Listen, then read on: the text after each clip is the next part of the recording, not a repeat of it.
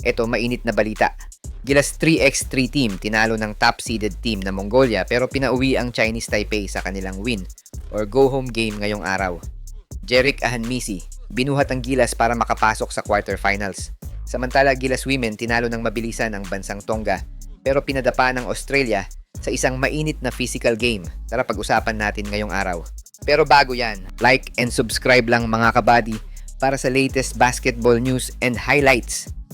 Sa mga gusto pala manood ng laban ng Gilas sa FIBA World Cup qualifiers nang walang delay at free for life, magbibigay po kami ng free live streaming link.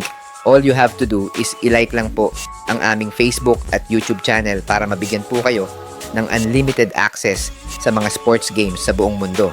Naitawid ng Gilas Pilipinas men's team ang kanilang misyon na makapasok sa quarterfinals ng FIBA 3x3 Asia Cup matapos nilang pauwiin ang mga Taiwanese 21-13 sa isang win or go home scenario ng dalawang bansa. Una munang pinahirapan ng Pilipinas ang team ng Mongolia matapos hawakan ng Gilas ang abante sa buong 8 minutes ng game.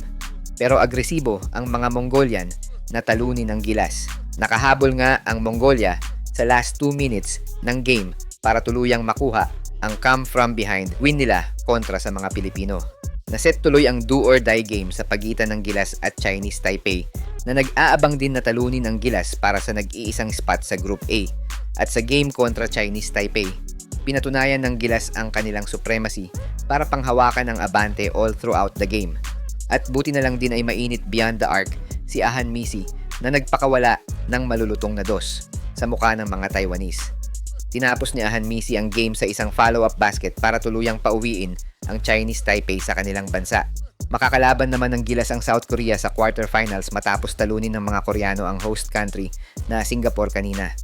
Samantala, pasok na din sa quarterfinals ang women's team ng Pilipinas matapos silang mag-qualify as second place sa Group D at maset ang quarterfinals match kontra sa Mongolia.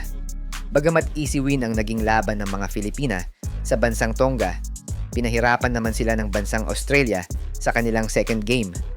Mabuti na lang nga ay natalo ng 2 beses ang Tonga para masecure ng Gilas Women ang isa sa 2 spot sa quarterfinals. Abangan lang bukas ang latest news sa ating mga pambato sa FIBA 3x3 Asia Cup dito lang sa aking channel.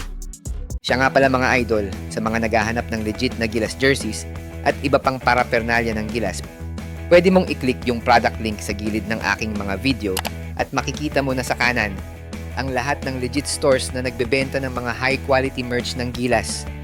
Maraming salamat mga idol!